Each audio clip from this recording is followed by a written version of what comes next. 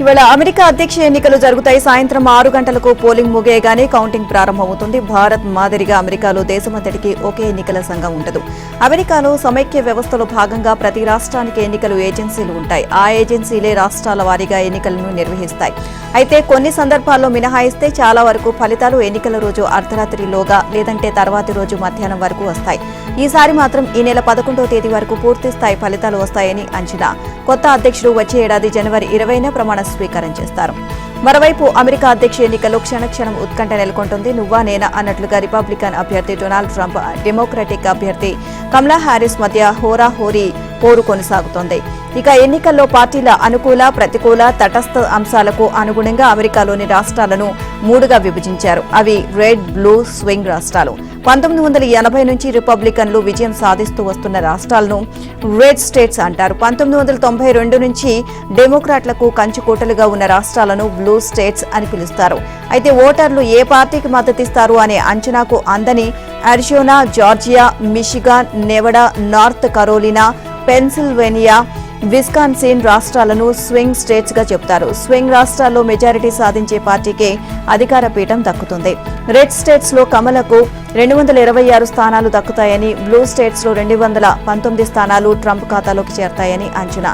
అయితే magic figure 270 సీట్లను సాధించేందుకు స్వింగ్ రాష్ట్రాల్లో కమల 44, ట్రంప్ 51 సీట్ల దూరంలో ఉన్నారు. దాంతో ట్రంప్, కమల ఈ 7 రాష్ట్రాల్లో కాళ్లకు బలపం కట్టుకున్నట్లు తిరుగుతూ ప్రచారాన్ని వేగవంతం చేశారు. నవ్యాంధ్ర రాజధాని అమరావతి పనులకు కొత్తగా టెండర్లు పిలవాలి అని ఏపీ ప్రభుత్వం నిర్ణయించింది. ఇప్పటిదాకా పనులు కొనసాగింపునకు అడ్డంకిగా మారిన పాత టెండర్లను రద్దు చేసి త్వరలోనే కొత్తగా టెండర్లను ఆహ్వానించింది. సచివాలయంలో ముఖ్యమంత్రి చంద్రబాబు అధ్యక్షతన సిఆర్టీఏ 39వ సమావేశం జరిగింది. ఇందులో రాజధాని పనులకు సంబంధించి పలు కీలక నిర్ణయాలు తీసుకున్నారు. హైకోర్టు, అసెంబ్లీ భవనాలకు జనవరిలోపు కొత్త టెండర్లు పిలుస్తారు. మిగిలిన అన్ని పనులకు డిసెంబర్ 31లోగానే టెండర్లను ఆహ్వానిస్తారు. సమావేశ వివరాలను పురపాలక శాఖ మంత్రి నారాయణ వెల్లడించారు. అమరావతి నిర్మాణ పనులను పునరుద్ధరణకు పాత టెండర్లు అడ్డంకిగా మారాయి. వాటిని క్లోజ్ చేసేందుకు విధి విధానాలను రూపొందించేందుకు జూలై 24న ప్రభుత్వం చీఫ్ ఇంజనీర్లతో కూడిన సాంకేతిక కమిటీని నియమించింది. దాదాపు 23 అంశాలతో ఈ కమిటీ గత నెల 29న ఒక నివేదికను సమర్పించింది. సిఆర్టీఏ సమావేశంలో ఆ నివేదికపై చర్చించి ఆమోదించారు. కమిటీ సిఫార్సు ప్రకారం పాత టెండర్లను క్లోజ్ చేసి కొత్త టెండర్లను పిలుస్తారు. రానున్న 3 ఏళ్లలో అమరావతి అభివృద్ధి పనులని పూర్తి చేస్తామని అన్నారు. 5 ఏళ్లలో ప్రపంచంలోని 5 ఉత్తమ నగరాల్లో అమరావతి ఒకటిగా విరాజిల్లుతోంది అని నారాయణ పేర్కొన్నారు. అమరావతి నిర్మాణానికి ఎస్ఎస్ఆర్ రేట్ల ప్రకారం అంచనాలు రూపొందించి కొత్త టెండర్లు పిలుస్తామని మంత్రి చెప్పారు. ఏపీలో ప్రధానమంత్రి ఆవాస్ యోజన 2.0 పథకాన్ని ప్రారంభించేందుకు కూటమి ప్రభుత్వం సన్నాహాలు చేస్తుంది. ఈ మేరకు కేంద్ర ప్రభుత్వంతో అవగాహన ఒప్పందం కుదుర్చుకునేందుకు అవసరమైన చర్యలు తీసుకోవాలని సీఎం చంద్రబాబు హౌసింగ్ అధికారులను ఆదేశించారు. 2029 నాటికి రాష్ట్రంలో అర్హులైన పేదలందరికీ ఇళ్లు నిర్మించే లక్ష్యంతో పనిచేయాలి అని దిశానిర్దేశం చేశారు. గృహ నిర్మాణ శాఖపై ముఖ్యమంత్రి సమీక్ష నిర్వహించారు. రాష్ట్రంలో కూటమి ప్రభుత్వం ఏర్పాటయ్యాక పీఎంఏవై అర్బన్ పథకం కింద 58,578 ఇళ్లు, పీఎంఏవై గ్రామీణ పథకం కింద మరో 17,197 ఇళ్ల నిర్మాణాన్ని పూర్తి చేసినట్లు అధికారులు సీఎంకు తెలియజేశారు. ఇక డిసెంబర్ నాటికి 1,00,000 ఇళ్లు పూర్తవుతాయని, లబ్ధిదారులతో గృహ ప్రవేశాలు చేయించి ఇంటి తాళాలను వారికి అప్పగించేందుకు సన్నాహాలు చేస్తున్నాము అని వివరించారు. వచ్చే ఏడాది కల్లా మరో 7.60 లక్షల ఇళ్ల నిర్మాణం పూర్తి చేయాలని సీఎం చంద్రబాబు ఆదేశించారు. ఇక డ్రోన్ల ద్వారా పేదల ఇళ్ల నిర్మాణ నాణ్యత పరిశీలన, కొలతలు తీసుకునేందుకు పైలట్ ప్రాజెక్టును చేపట్టినట్లు హౌసింగ్ అధికారులు సీఎం దృష్టికి తీసుకొచ్చారు. ఇక ఇదే సాంకేతికత పరిజ్ఞానాన్ని పెద్ద లేఅవుట్లలో కూడా వినియోగించాలి అని చంద్రబాబు ఆదేశించారు. డిప్యూటీ సీఎం పవన్ కళ్యాణ్ ఏం మాట్లాడారు, ఏ సందర్భంలో మాట్లాడారో కూడా తెలుసుకోకుండా సంబరపడుతున్నారు అంటూ హోంమంత్రి అనిత ఎద్దేవా చేశారు. అనిత విఫలమైందని పవన్ కళ్యాణ్ అన్నట్లు చూపించాలని ఓపెన్ ఛాలెంజ్ చేశారు. అనంతపురం జిల్లా కేంద్రంలో పోలీసు అధికారులతో సమీక్ష నిర్వహించారు. ఇక పవన్ కళ్యాణ్ బాధతో అన్న మాటలను వక్రీకరిస్తున్నారని మండిపడ్డారు. సోషల్ మీడియాలో అసభ్యకరమైన పోస్టులు పెట్టిన వారిని, కట్టుతప్పి ప్రవర్తిస్తున్న వారిని అదుపులోకి తీసుకోవడంపై స్పష్టమైన ఆదేశాలు ఇచ్చామని అన్నారు. అయినా అక్కడక్కడ పోలీసులు ఉదాసీనతతో వ్యవహరిస్తున్నారు అని ఆగ్రహాన్ని వ్యక్తం చేశారు. అది చూసి కడుపు మండి ఎవరైనా మాట్లాడతారని, రాజకీయ ముసుగులో నేరస్తులు చేసిన పనులను పర్యవసానంగా నేడు చూస్తున్నామని అన్నారు. తాను చేస్తున్న పనికి ఆయన మద్దతు ఇచ్చినట్లయింది అన్నారు. ఇక మరింత తీవ్రమైన చర్యలు తీసుకోవాలని పవన్ కళ్యాణ్ సూచించారని తెలిపారు.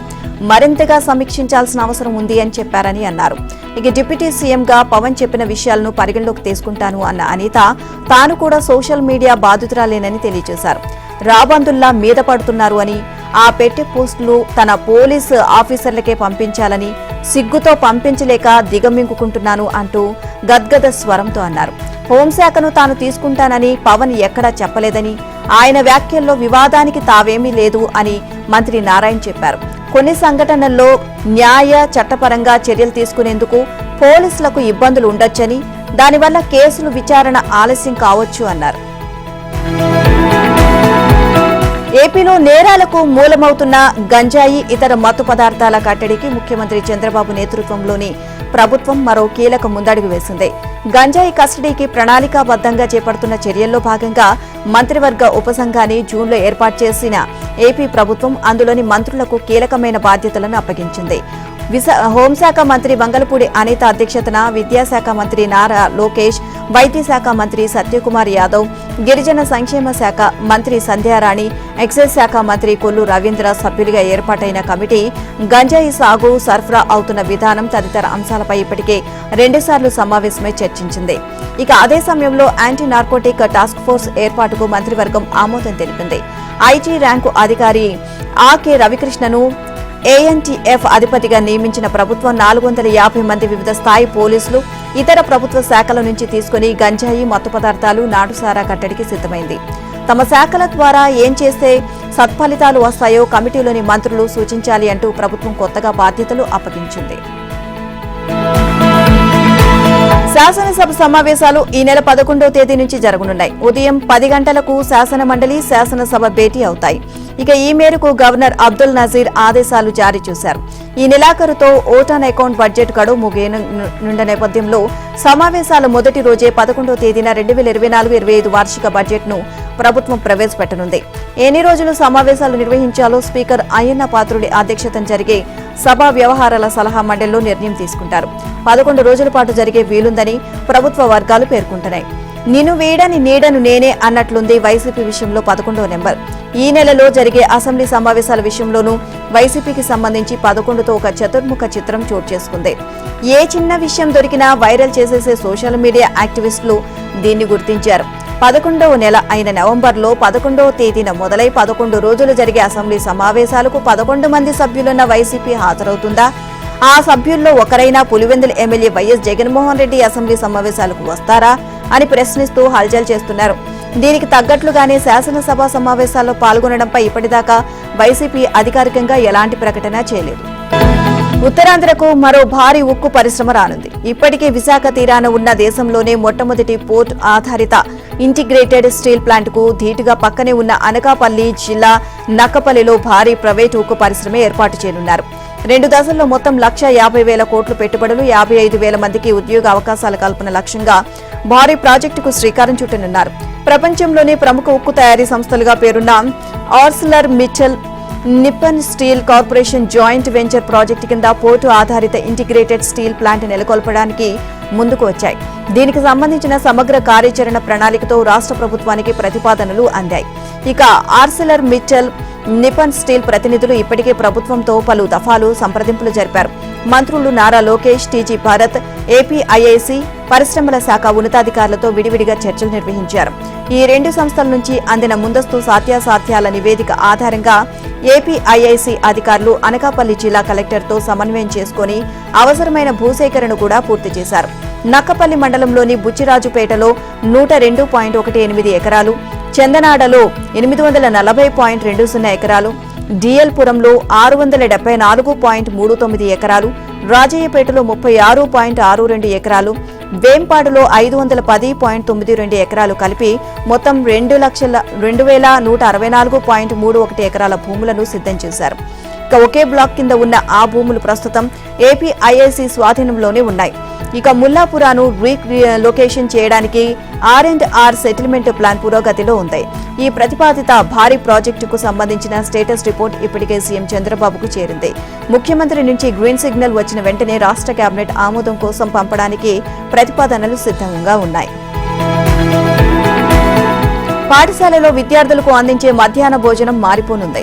ప్రస్తుతం ఏపీ మొత్తం ఒకటే మెనూ అమల్లో ఉండగా వేరువేరు ప్రాంతాల ఆహారపు అలవాట్లకు అనుగుణంగా ఇకపై 4 రకాల మెనూలను అమలు చేయాలని అధికారులు ప్రాథమికంగా నిర్ణయించారు.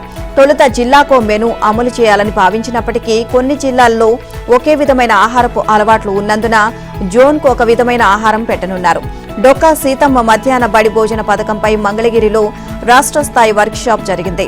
ప్రభుత్వ సూచనల మేరకు అన్ని జిల్లాల కలెక్టర్లు ఆయా ప్రాంతాల్లో విద్యార్థులు ఇష్టపడే పౌష్టిక ఆహారం ఉండే భోజన మెనూలను తయారు చేశారు. వాటిని వర్క్షాప్ స్టాల్స్ లో ప్రదర్శించారు. ఇక మధ్యాహ్న భోజనంపై తుది నిర్ణయానికి జాతీయ స్థాయి నిపుణులతో పాఠశాల విద్యాశాఖ ఒక కమిటీ ఏర్పాటు చేసింది. పాఠశాల విద్యాశాఖ ఉన్నతాధికారులు ఆ కమిటీతో కలిసి స్టాల్స్ ను పరిశీలించారు. కొన్ని ప్రాంతాల్లో ఉడికించిన గుడ్లు తినేందుకు విద్యార్థులు ఇష్టపడట్లేదని వర్క్షాప్ లో అధికారుల దృష్టికి వచ్చింది. దీంతో గుడ్లని ప్రత్యామ్నాయ పద్ధతిలో పెట్టాలని నిర్ణయించారు. అలాగే హాట్ పొంగల్ ను పూర్తిగా తొలగించనున్నారు. ఈ మెనూలను మరోసారి ప్రభుత్వం ముందుంచి ఖరారు చేయనున్నారు. డిసెంబర్ 1 నుంచి కొత్త మెనూలు అమల్లోకి వచ్చే అవకాశం ఉంది. జగన్ను ఎన్నికల్లో ప్రజలు వదిలించుకున్నారు. కానీ 5 ఏళ్ల పాలనా పాపాల బాధుడిని మాత్రం ఇప్పటికీ వదిలించుకోలేకపోతున్నారు. గత ప్రభుత్వ శాపాలు ఇంకా విద్యుత్ ఛార్జీల రూపంలో ప్రజలను పట్టి పీడిస్తూనే ఉన్నాయి. 2022-23 ఇంధన సర్దుబాటు భారం 8,114 కోట్లకు గాను 6,072 కోట్లకు ఏపీ విద్యుత్ నియంత్రణ మండలి ఆమోదించింది. ఈ భారం ఈ నెల నుంచే ట్రూ అప్ కింద జనం భరించడం మొదలైంది. ఇది చాలదు అన్నట్లు వైసీపీ పాలన నాటి మరో పీడకత్తిలా వేలాడుతోంది. సార్వత్రిక ఎన్నికల నోటిఫికేషన్ కు ముందే 2023-24 సంవత్సరానికి గాను డిస్కంలు 11,826.47 కోట్ల ఇంధన సర్దుబాటు ప్రతిపాదనలు చేశాయి. వీటిపై శుక్రవారం ఈఆర్సీ స్పందించింది. ఈ ప్రతిపాదనలపై ఏమైనా అభ్యంతరాలు ఉంటే ఈ నెల 19లోగా లిఖితపూర్వకంగాను మెయిల్ ద్వారాను స్పందించాలి అని ఈఆర్సీతో పాటు డిస్కంలు కోరాయి. అయితే ఈఆర్సీ తీరుపై వినియోగదారుల నుంచి ఆగ్రహ ఆవేశాలు వ్యక్తమవుతున్నాయి. వారం రోజుల వ్యవధిలోనే దాదాపు 6,072 కోట్లు, 11,826.47 కోట్లు, మొత్తం 17,898.47 కోట్ల ట్రూ అప్ భారంపై నిర్ణయాన్ని తీసుకునేందుకు ఈఆర్సీ సిద్ధం కావడంపై ప్రజా సంఘాలు నిరసనలకు సిద్ధమవుతున్నాయి. విద్యుత్ పంపిణీ సంస్థలకు విద్యుత్ ఉత్పత్తి వ్యయాలు, కొనుగోలు ఛార్జీలు భారంగా మారకూడదని ట్రూ అప్, ట్రూ డౌన్ ఛార్జీల విధానాన్ని కేంద్ర విద్యుత్ నియంత్రణ మండలి తీసుకొచ్చింది. ఇక డిస్కంలు ప్రతిపాదించే ట్రూ అప్ లేదా ట్రూ డౌన్ ఛార్జీల ప్రతిపాదనలను పెండింగ్ లో పెట్టొద్దని రాష్ట్రాల విద్యుత్ నియంత్రణ మండలికి స్పష్టంగానే పేర్కొంది. దానివల్ల వినియోగదారులపై మోయలేని భారం పడుతుంది అని హెచ్చరించింది. జగన్ గురువు విశాఖ శారదా పీఠాధిపతి స్వరూపానందకు కూటమి ప్రభుత్వం గట్టి షాక్ ఇచ్చింది. జగన్ ప్రభుత్వం 2021లో శారదా పీఠానికి చేసిన భూ కేటాయింపులను రద్దు చేస్తూ ఉత్తర్వులు జారీ చేసింది. విశాఖ జిల్లా భీమిలి మండలం కొత్త వలసలో శారదా పీఠానికి 15 ఎకరాల భూ కేటాయింపు ఉత్తర్వును రద్దు చేస్తున్నట్లుగా రెవెన్యూ శాఖ ప్రత్యేక ప్రధాన కార్యదర్శి ఆర్పీ సిసోడియా ఉత్తర్వులు జారీ చేశారు. భూ కేటాయింపు రద్దు ఉత్తర్వును నేరుగా విశాఖ కలెక్టర్కు పంపించారు. శారదాపీఠం వద్ద ఉన్న ఆ 15 ఎకరాల భూమిని వెంటనే స్వాధీనం చేసుకోవాలని విశాఖ కలెక్టర్ను ఆదేశించారు. ఆ భూముల విలువ బహిరంగ మార్కెట్లో 225 కోట్ల పైమాటే. అయితే నాటి జగన్ ప్రభుత్వం నిబంధనలకు విరుద్ధంగా కారు చౌకగా 15 లక్షల రూపాయలకే కట్టబెట్టింది. దీనిపై గత నెలలో ఆంధ్రజ్యోతి వరుస కథనాలు ప్రచురించింది. ఈ భూ కేటాయింపులు రద్దు చేయాలి అన్న రెవెన్యూ శాఖ ప్రతిపాదనను ఇటీవల మంత్రివర్గం చర్చించి ఆమోదించింది. ఇప్పుడు తాజాగా భూ కేటాయింపు ఉత్తర్వులను రద్దు చేస్తూ భూమిని స్వాధీనం చేసుకోవాలని రెవెన్యూ శాఖ ఉత్తర్వులు ఇచ్చింది. ప్రజా ప్రయోజనాలు, హేతుబద్ధత, న్యాయసమ్మతమైన కారణాలు లేకుండా భూ కేటాయింపులు చేశారని, ఆ తర్వాత ఆంధ్రప్రదేశ్ భూ కేటాయింపు విధానానికి వ్యతిరేకంగా లాభార్జనకు వీలుగా ఆ భూములను వినియోగించుకోవచ్చు అన్న ఉత్తర్వులు ఇవ్వడం అనైతికం, అక్రమమని, అందుకే భూమి కేటాయింపు ఉత్తర్వులను రద్దు చేస్తున్నట్లు రెవెన్యూ శాఖ తన ఆదేశాల్లో పేర్కొంది. ఏఐసీసీ అగ్రనేత రాహుల్ గాంధీ ఇవాళ హైదరాబాద్ కు రానున్నారు. తెలంగాణ ప్రభుత్వం చేపడుతున్న కుల గణనకు సంబంధించి మేధావులు, పౌర హక్కుల ప్రజా సంఘాల నాయకులు, కుల సంఘాలతో బోయిన్పల్లిలోని గాంధీ ఐడియాలజీ సెంటర్లో జరగనున్న సదస్సులో పాల్గొననున్నారు. మహారాష్ట్ర, జార్ఖండ్ ఎన్నికల ప్రచారంలో తల మునకలుగా ఉన్న రాహుల్ అంతా బిజీ షెడ్యూల్లోనూ కుల గణన కార్యక్రమానికి సమయం కేటాయించారు. మంగళవారం సాయంత్రం 4:45 ప్రత్యేక విమానంలో బేగంపేట్ విమానాశ్రయానికి చేరుకునున్న రాహుల్ అక్కడి నుంచి రోడ్డు మార్గంలో బోయిన్పల్లిలోని గాంధీ నాలెడ్జ్ సెంటర్ కు చేరుకుంటారు. టీపీసీసీ అధ్యక్షుడు మహేష్ కుమార్ గౌడ్ అధ్యక్షతన సాయంత్రం 5:30 నుంచి 6:30 వరకు జరగనున్న సదస్సులో పాల్గొని నేతలతో చర్చిస్తారు. కులగణనపై వారి అభిప్రాయాలు తీసుకుంటారు. ఇక కులగణన ద్వారా బలహీన వర్గాలకు కలిగే ప్రయోజనాలు వివరిస్తారు. ఇక సదస్సు ముగిసిన అనంతరం తిరిగి బేగంపేట్ విమానాశ్రయానికి చేరుకుని ప్రత్యేక విమానంలో ఢిల్లీకి తిరుగు ప్రయాణమవుతారు. ఈ సదస్సులో మేధావులు, పౌర హక్కుల సంఘాలు, ప్రజా, విద్యార్థి, కుల సంఘాల నేతలతో పాటు కాంగ్రెస్ ఎంపీలు, ఎమ్మెల్యేలు, కార్పొరేషన్ చైర్మన్లు తదితరులు 400 మంది వరకు పాల్గొననున్నారు.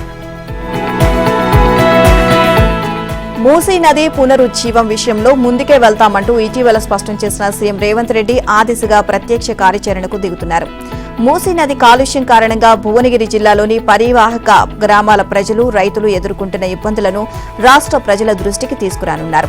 ఈ మేరకు బాధిత ప్రజలతో స్వయంగా మాట్లాడేందుకు ఆ ప్రాంతంలో పర్యటించనున్నారు. మూసీ పరివాహక ప్రాంతంలో పాదయాత్ర చేపట్టే యోచనలో ఉన్నారు. ఇందుకు తన పుట్టినరోజునే ముహూర్తంగా సీఎం ఎంచుకున్నారు.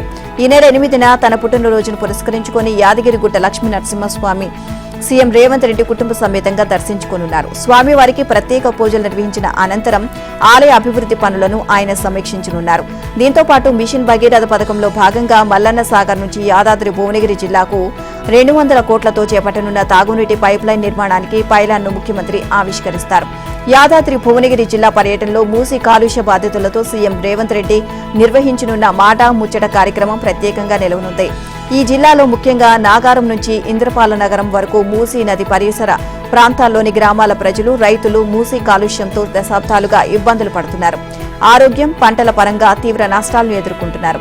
వీరితో పాటు సంగెం నుంచి బొల్లంపల్లి వరకు కూడా మూసీ నది పరిసర ప్రాంతాల ప్రజలు, రైతులు తీవ్ర ఇబ్బందులు ఎదుర్కొంటున్నారు. ఈ ప్రాంతాల్లో సీఎం రేవంత్ రెడ్డి పర్యటించి దశాబ్దాలుగా అక్కడి ప్రజలు ఎదుర్కొంటున్న బాధలను అడిగి తెలుసుకోనున్నారు. సీతారామ ప్రాజెక్టు డిస్ట్రిబ్యూటర్లకు సంబంధించి పాలనాపరమైన, ఆర్థికపరమైన అనుమతులు లేకుండానే పిలిచిన టెండర్లకు కమిషనరేట్ ఆఫ్ టెండర్స్ కమిటీ ఆమోదముద్ర లభించే అవకాశం లేదా? అధికారులు వీటి రద్దుకే మొగ్గు చూపుతున్నారా అంటే ప్రభుత్వం ఆ దిశగానే ఆలోచిస్తున్నట్లు విశ్వసనీయ వర్గాల సమాచారం. నిబంధనల ప్రకారం 10 కోట్లు, ఆపై విలువ చేసే పనుల టెండర్ల ఖరారుకు అన్ని ప్రభుత్వ ఇంజనీరింగ్ శాఖల ఈఎన్సీలు, చీఫ్ ఇంజనీర్లతో కూడిన సిఓటీ కమిటీ ఆమోదం తప్పనిసరి.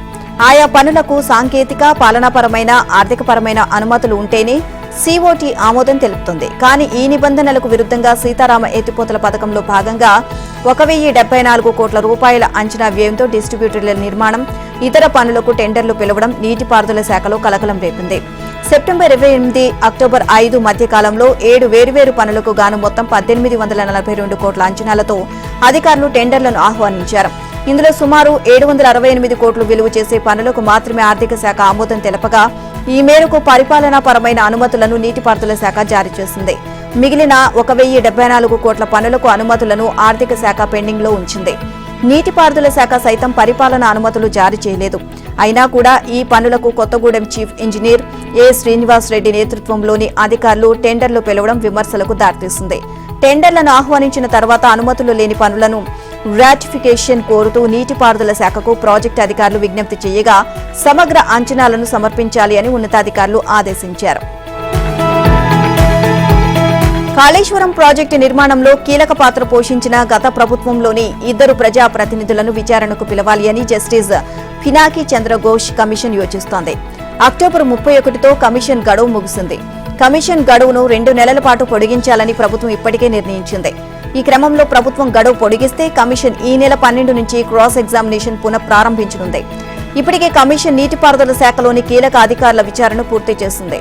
ఈ నెల 12 నుంచి తాజా మాజీ ఐఏఎస్లను విచారణకు పిలువనుంది. సీఎం కేసీఆర్, మాజీ కార్యదర్శి స్మితా సబర్వాల్, మాజీ సీఎస్లు సోమేష్ కుమార్, ఎస్కే జోషిలతో పాటు ఆర్థిక శాఖ ప్రత్యేక సీఎస్ రామకృష్ణారావు, నీటిపారుదల శాఖ మాజీ మంత్రి ప్రత్యేక సీఎస్ రజత్ కుమార్ ను క్రాస్ ఎగ్జామినేషన్ చేసే అవకాశాలు ఉన్నాయి. ఇప్పటికే విచారణలో పలు సందర్భాల్లో మాజీ సీఎం కేసీఆర్ తో పాటు నీటిపారుదల శాఖ మాజీ మంత్రి హరీష్ రావు పేర్లు బయటకు వచ్చాయి. ఇక దీంతో నవంబర్లో ఐఏఎస్లను, డిసెంబర్లో గత ప్రభుత్వంలోని 2 కీలక ప్రజా ప్రతినిధులను కమిషన్ క్రాస్ ఎగ్జామినేషన్ చేసే అవకాశాలు ఉన్నాయని తెలుస్తోంది. పెండింగ్ లో బిల్లులు విడుదల చేయాలని మాజీ సర్పంచులు తెలంగాణ వ్యాప్తంగా నిరసనలు తెలిపారు. జూబ్లీహిల్స్ పెద్దమ్మ తల్లిని దర్శించుకున్న అనంతరం సీఎం రేవంత్ రెడ్డి ఇంటికి వెళ్లి వినతిపత్రం ఇవ్వాలని నిర్ణయించుకుని హైదరాబాద్ చేరుకున్న పలువురు మాజీ సర్పంచులను పోలీసులు అరెస్ట్ చేసి వివిధ పోలీస్ స్టేషన్లకు తరలించారు. సర్పంచుల సంఘం ముఖ్య నాయకులను వారి స్వగ్రామాల్లో ఉదయం నుంచే గృహ నిర్బంధంలో ఉంచారు. సంఘం ప్రతినిధులు హైదరాబాద్కు బయలుదేరి వస్తున్న వారిని పోలీసులు ఎక్కడికక్కడ అరెస్టులు చేశారు. రంగారెడ్డి జిల్లా కరీంనగర్, మహబూబ్ నగర్, కరీంనగర్, నిజామాబాద్ ఇతర జిల్లాల్లో పలువురు మాజీ సర్పంచులను హైదరాబాద్కు రాకుండా అడ్డుకొని పోలీస్ స్టేషన్లకు తరలించారు. దీంతో అరెస్ట్ అయిన చోటనే వారంతా తమ సమస్యను పరిష్కరించాలని డిమాండ్ చేస్తూ నిరసనకు దిగారు. అప్పులు తెచ్చి గ్రామాల్లో శ్మశాన వాటికలు, క్రీడా ప్రాంగణాలు, డంపింగ్ యార్డులు వంటివి అనేకం అభివృద్ధి పనులు చేశామని వారు పేర్కొన్నారు.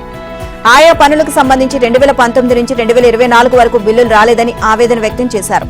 స్థానిక సంస్థల ఎన్నికలు వస్తున్న నేపథ్యంలో బిల్లులు చెల్లించాలని సీఎం, గవర్నర్తో సహా అధికారులకు ఎన్నిసార్లు విజ్ఞప్తి చేసినా పట్టించుకోవడం లేదు అని వారు ఆరోపించారు. శాంతియుతంగా నిరసన తెలిపేందుకు వస్తున్న మాజీ సర్పంచులను ఎక్కడికక్కడ అరెస్ట్ చేయడం సరికాదు అని వారు వెల్లడించారు. రాష్ట్ర వ్యాప్తంగా మాజీ సర్పంచులను అరెస్ట్ చేయడాన్ని బీఆర్ఎస్ నేతలు తీవ్రంగా ఖండించారు. దొంగలు, టెర్రరిస్టులను అరెస్ట్ చేసినట్లు మాజీ సర్పంచులను అరెస్ట్ చేయడం హేయమైన చర్య అని మాజీ మంత్రి ఎమ్మెల్యే హరీష్ రావు ఆరోపించారు. మాజీ సర్పంచులు ఆందోళన చెందొద్దని, తెలంగాణ ప్రభుత్వం పెండింగ్ బిల్లులను విడుదల చేస్తుందని, బీఆర్ఎస్ రాజకీయ కుట్రలో వారు బలి కావద్దని పంచాయతీరాజ్ గ్రామీణాభివృద్ధి శాఖ మంత్రి సీతక్క పేర్కొన్నారు. తాము అధికారం చేపట్టాక గత ప్రభుత్వం పెండింగ్ లో పెట్టిన బిల్లులో ఇప్పటికే 500 కోట్లు విడుదల చేశామని వెల్లడించారు. ఈ మేరకు సీతక్క ఒక ప్రకటన విడుదల చేశారు. మాజీ సర్పంచుల బాధ, ఆవేదన తమకు తెలుసు అని, అందుకే ఏళ్ల తరబడి పెండింగ్ లో ఉన్న బిల్లులను క్లియర్ చేస్తూ వస్తున్నామని పేర్కొన్నారు.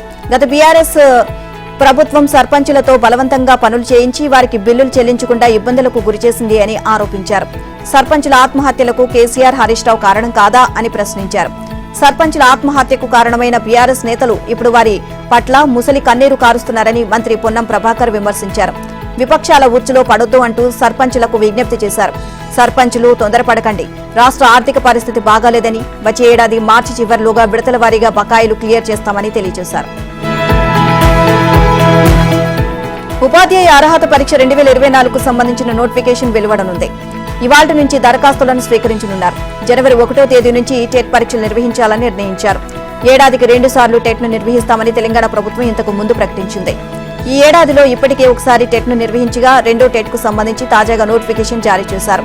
దీని ప్రకారం టెట్ రాయాలనుకునే అభ్యర్థులు ఈ నెల 5 నుంచి 20వ తేదీ వరకు ఆన్లైన్లో దరఖాస్తులు చేసుకోవాల్సి ఉంటుంది. కంప్యూటర్ ఆధారితంగా ఈ పరీక్షలను వచ్చే జనవరి 1 నుంచి 20 వరకు తెలుగు, ఇంగ్లీష్, ఉర్దూ భాషల్లో నిర్వహించనున్నారు. టెట్ నోటిఫికేషన్ కు సంబంధించిన పూర్తి వివరాలను ఇవాళ వెబ్సైట్లో అందుబాటులోకి తీసుకురానున్నట్లు విద్యాశాఖ అధికారులు ప్రకటించారు. సాగులో భారీగా పెరిగిన పెట్టుబడి వ్యయం, ఆపై అకాల వర్షాల కారణంగా పెద్ద మొత్తంలో పడిపోయిన దిగుమతులతో దిగాలుగా ఉన్న పత్తి రైతు వచ్చిన పంటనైనా అమ్ముకుందామంటే మద్దతు ధర కరువవుతోంది. సీసీఐ పలు నిబంధనల పేరుతో కొరీలు పెడుతూ ఉండడంతో ఆశించిన ధర లభించడం లేదు. కౌలు రైతుల పరిస్థితి అయితే మరీ దారుణం. కౌలు రైతుల నుంచి పత్తిని సీసీఐ కొనుగోలు చేయకపోవడంతో ఆ రైతులు తలలు పట్టుకుంటున్నారు. ఇక సీసీఐ వైఖరితో పత్తి రైతులు తమ దిగుబడులను జిన్నింగ్ మిల్లులు, ప్రైవేటు వ్యాపారులకు అమ్ముకోవాల్సి వస్తోంది. రాష్ట్ర వ్యాప్తంగా ఈ వానాకాలంలో 43,76,043 ఎకరాల్లో పత్తి సాగైంది. ఇక 25.33 లక్షల మెట్రిక్ టన్నుల మేర దిగుబడి వస్తుందని మార్కెట్ శాఖ అంచనా వేసింది.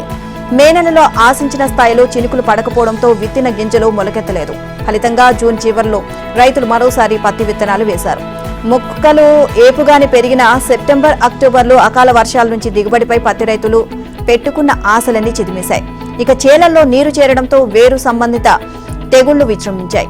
గులాబీ పురుగు వ్యాప్తి కూడా పెరిగింది. ఫలితంగా ఎకరాకి 8 క్వింటాల నుంచి 12 క్వింటాల వరకు రావాల్సిన దిగుబడి 4-5 క్వింటాలకే పరిమితం అవడం రైతులను కుంగదీసింది. పత్తికి కేంద్రం క్వింటాకు 7,521 మద్దతు ధర ప్రకటించింది. ఈ ధర రైతులకు రావడం లేదు. తెలంగాణలో నిర్వహించబోయే స్థానిక సంస్థల ఎన్నికల్లో బీసీ రిజర్వేషన్లను ఖరారు చేసేందుకు తెలంగాణ ప్రభుత్వం ప్రత్యేక కమిషన్ను నియమించింది. కమిషన్ చైర్మన్ గా విశ్రాంత ఐఏఎస్ అధికారి భూసాని వెంకటేశ్వరరావును నియమిస్తూ ఉత్తర్వులు జారీ చేసింది. కమిషన్ సిబ్బంది వేతనాలకు సంబంధించి ప్రత్యేకంగా ఉత్తర్వులను జారీ చేయనున్నట్లు తెలిపింది. నెల రోజుల్లో సమగ్ర నివేదికను అందించాలని ప్రభుత్వం ఆ ఉత్తర్వుల్లో పేర్కొంది. హైకోర్టు ఆదేశాల మేరకే ప్రత్యేక కమిషన్ ఏర్పాటు చేస్తున్నట్లు స్పష్టం చేసింది. బీసీ గురుకులాల కార్యదర్శిగా ఉన్న బి సైదులను కమిషన్ కు కార్యదర్శిగా నియమించింది. సమాచారం గణాంకాల కోసం వివిధ సంస్థలు, వ్యక్తుల సహాయాన్ని ఈ కమిషన్ తీసుకోవచ్చని, కేంద్ర, రాష్ట్ర ప్రభుత్వ కార్యాలయాల నుంచి డేటాను సేకరించవచ్చని పేర్కొంది. ఇక నిపుణులు, పరిశోధకులతో సమావేశాలు నిర్వహించడంతో పాటు అవసరమైతే అధ్యయనానికి పర్యటనలు చేయొచ్చు అని వివరించింది. అదే ఉత్తర్వుల్లో ప్రత్యేక కమిషన్ కు సంబంధించి గతంలో సుప్రీంకోర్టు జారీ చేసిన ఆదేశాలు K Krishnamurthy versus Union of India, Vikas Kishan Rao Gawali కేసును ప్రభుత్వం ఉటంకించింది. రాష్ట్రంలో స్థానిక సంస్థల ఎన్నికల్లో బీసీలకు కల్పించే రిజర్వేషన్లను నిర్ణయించే క్రమంలో ప్రభుత్వం కులగణనకు శ్రీకారం చుట్టింది. రేపటి నుంచి తెలంగాణలో సామాజిక, ఆర్థిక, విద్య, ఉపాధి, కుల ప్రాతిపదికన సర్వే ప్రారంభం కానుంది. ఉత్తరప్రదేశ్, పంజాబ్, కేరళలో 14 అసెంబ్లీ స్థానాలకు ఈ నెల 13న నిర్వహించాల్సిన ఉప ఎన్నికలను వారం పాటు వాయిదా వేసినట్లు ఎన్నికల సంఘం వెల్లడించింది. యూపీలో 9, పంజాబ్లో 4, కేరళలోని పాలక్కాడ్ స్థానానికి 20న ఉప ఎన్నికలను నిర్వహించనున్నట్లు అధికారులు తెలియజేశారు. ఆయా ప్రాంతాల్లో పండుగల నేపథ్యంలో ఉప ఎన్నికలను వాయిదా వేయాలని వివిధ పార్టీలు అభ్యర్థించడంతో ఈ మేరకు నిర్ణయం తీసుకున్నట్లు తెలిపింది. అయితే కేరళలోని చిలక్కర అసెంబ్లీ, వయనాడు పార్లమెంటు స్థానంతో పాటు మిగిలిన రాష్ట్రాల్లోని ఆయా స్థానాలకు జరిగే ఉప ఎన్నికల తేదీల్లో ఎలాంటి మార్పు లేదు. రైల్వే సేవలన్నీ ఒకే చోట లభ్యమయ్యే సూపర్ యాప్ త్వరలో అందుబాటులోకి రానుంది. టికెట్ల బుకింగ్, రిజర్వేషన్లు, ప్లాట్ఫామ్ టికెట్లు, కేటరింగ్ తదితర సేవలన్నింటినీ సమన్వయపరిచి ఒకే యాప్ రూపంలో ప్రయాణికులకు అందుబాటులోకి తెచ్చేందుకు రైల్వే శాఖ ప్రయత్నాలు ప్రారంభించింది. క్రూజ్ సంస్థ ఈ నూతన యాప్ రూపకల్పనలో నిమగ్నమైంది. ఈ సమగ్ర మొబైల్ అప్లికేషన్ వచ్చే నెలలోనే ప్రారంభమయ్యే అవకాశం ఉంది అని అధికార వర్గాలు భావిస్తున్నాయి. ప్రస్తుతం ఐఆర్సీటీసీ వెబ్సైట్ల ద్వారా ప్రయాణికులకు సేవలు అందుతున్నాయి. ఒక్కో సేవకు ఒక్కో అప్లికేషన్ ఉండడంతో వాటన్నిటినీ సమన్వయపరిచి సమగ్రమైన యాప్గా రూపొందించేందుకు ప్రయత్నాలు జరుగుతున్నాయి. ఆన్లైన్ టికెట్ బుకింగ్తో 2023-24లో ఐఆర్సీటీసీ 4,270.18 కోట్ల రూపాయల రెవెన్యూను ఆర్జించగా అందులో 1,111.26 కోట్ల లాభంగా మిగిలింది. ఇక 45.30 కోట్ల టికెట్ బుకింగ్లు జరిగాయి.